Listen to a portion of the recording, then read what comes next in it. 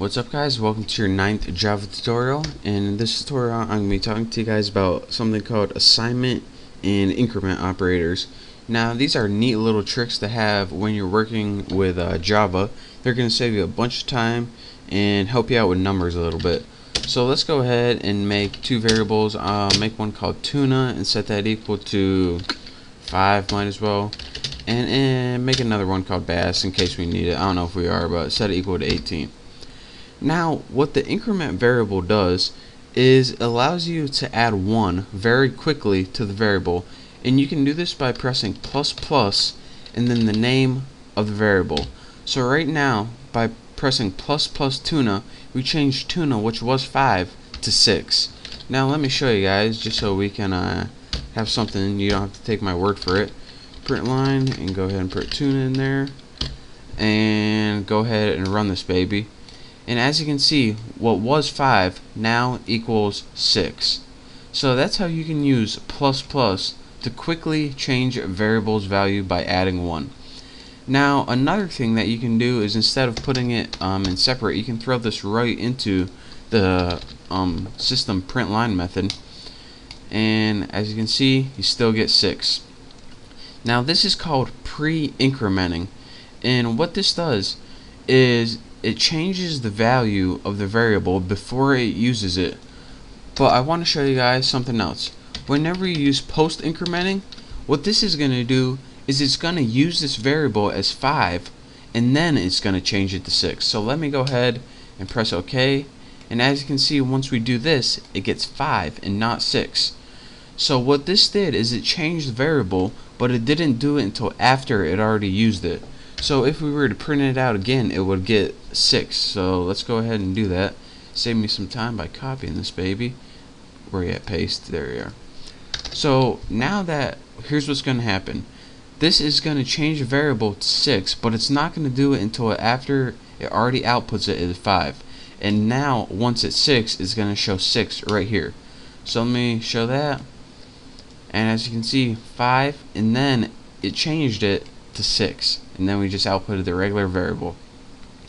And this doesn't only work with addition. You can also use this with subtraction by pressing -. You can change it by subtracting 1 and getting 4.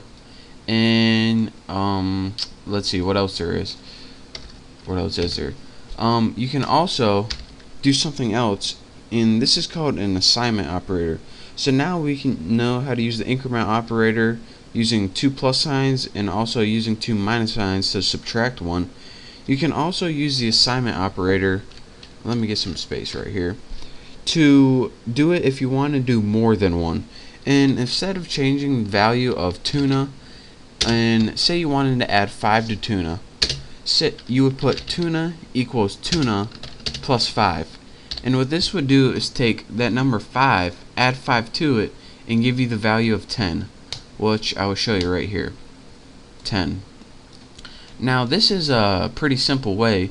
It takes the new variable and sets it equal to the value of the old variable plus the new number. But there's an easier way you can do this. What you can do, instead of tuna equals tuna plus 5, you can do tuna plus equals, let's get a new number, 8. And what this does is take the new variable you want to use, tuna, and just add 8 to it. So it's a lot easier way than typing all that. So now we should get the number 13, and we do, just like that. So that's called, I think it's called assignment operator, but I'm not exactly sure. It's how you can use plus equals to add this number to the old variable to get brand new variable. And also, just like anything else, you can use this with subtraction to subtract 8 from it, even with multiplication to multiply 8. And if you do this, you should get the number 40, and you do. So that's how you can use basic increment operators to increment 1 very quickly using ++ and -— for subtraction, and also assignment operators so you can assign a value to a new variable very quickly without having to press tuna equals tuna times 8 or something like that. So those are just some nice little shortcuts that you can use. So get familiar with them, because if you do, it's going to save you a bunch of time and if you don't, then you're going to waste a bunch of time. So thank you guys for watching my Java tutorial. Make sure to subscribe to my channel, and again, thank you for watching, and I'll see you next time.